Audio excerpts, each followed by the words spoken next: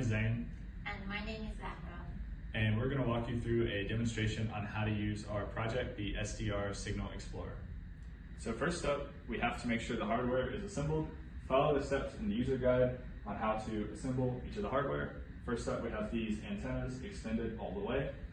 And now we just have to take our SDR and plug it into the USB port on the computer. Now, to actually open the app, I navigate it into the folder, and then I just have to double click on the application. In a second, it starts up, we go full screen, and now we've started the first module. In this app, we have in the left, we have 5 different modules that each module has different lesson for the telecommunication threads. And in the middle, we have real-time data that we are receiving using our RTL SDR dongle and the antenna kit. And on the right side, we have some educational text for each module. That includes explanations, observations, and also annotations of the graph. Now, moving on to what Module 1 actually does. In this module, you can explore around for different FM frequency band. The default one is 91.1 MHz, which is Georgia Texas stations.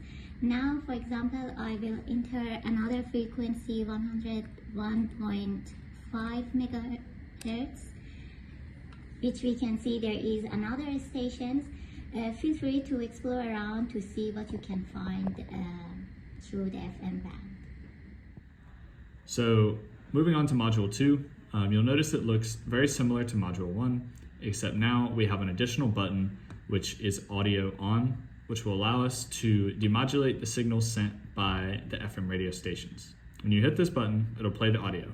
Right now we're tuned into 91.1 the rec.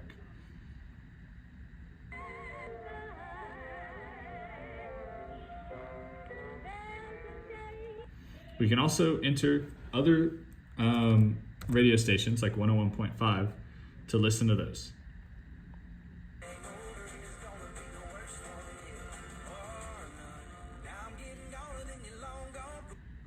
Going hand in hand with Module 2 is Module 3, which explores the fact that FM radio stations don't just transmit their audio. They also transmit hidden digital data along with stereo audio data alongside that in the same broadcast. So on top we have their carrier frequencies that are transmitted, and on bottom is actually the additional hidden information which is transmitted, which you can especially see the spike of the RDS data down here and where it's highlighted. For Module 4, we're going to see the signals that your car key fob generates. For this module, we're going to use the larger antenna and we collapse it as much as possible. And here in this module, we have 2 different frequencies, 400 MHz based on EU and 300 MHz based on US. Now this is 400 MHz based on EU, and when I press the car key here, you see that there was some spike which is from this car key. And here I have another car key which is US based, and when I press the key, you cannot see here anything here. But when I move to 300 MHz, when I press the 300 MHz car key, US base, you will see some spikes here. If you wanna hold these spikes on the screen and analyze the signal, we have a trigger mode here. You can press it and then press your car key here. As you can see here, this is your signal that is generated from car key. You can analyze this signal.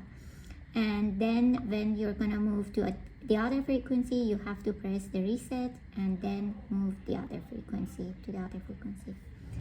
For Module 5, we actually had to come all the way out here to Tech Green, and that's because aircraft tracking is only done with line of sight. So because it's at a different frequency as well, we had to use these smaller collapsible antennas, and we adjusted them to be about 1 inch longer than the minimum.